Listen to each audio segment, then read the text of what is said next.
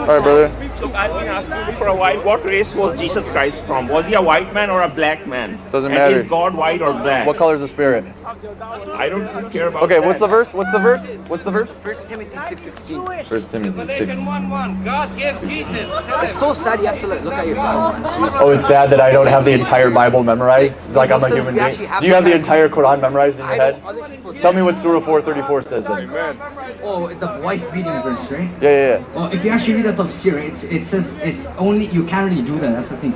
If you actually read the actual tafsir of Ibn Kathir and all these scholars, you have to actually read the context of it. You can't just. What's the context of beating your wife, bro?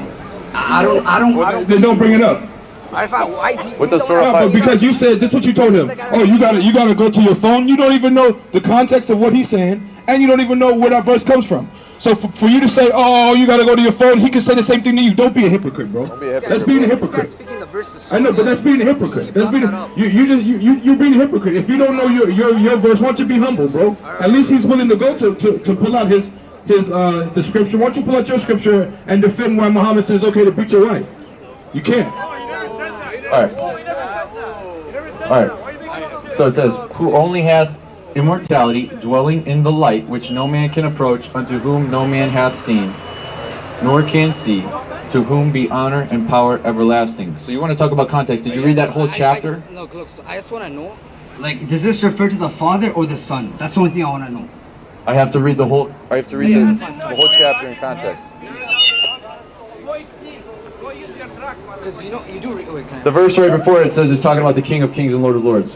Which in his times he shall show who is the blessed and only continent, the King of Kings and Lord of Lords, who only hath immortality, dwelling in the light, which no man can approach, unto whom no man hath seen, nor can see, to whom be honor and power everlasting. This is talking about Jesus the Spirit.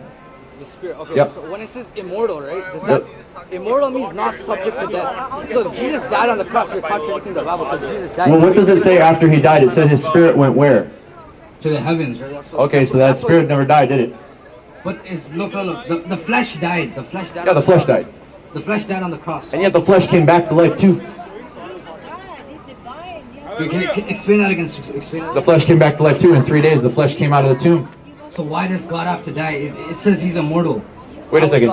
Wait a second. Who said he has to die? The text literally says he's immortal. He can't die. It doesn't say he has to die. He chose to die. There's a huge difference between having to and choosing to. That's like saying do you have to drink a Coke or you wanted to? But why would God die? That's my question. Why would God want to die? Because it shows his love for you. Oh, so if I'm not a Christian and this guy died for me, why should I care though? This thing. I'm not a Christian, right? So if Jesus died for me, like.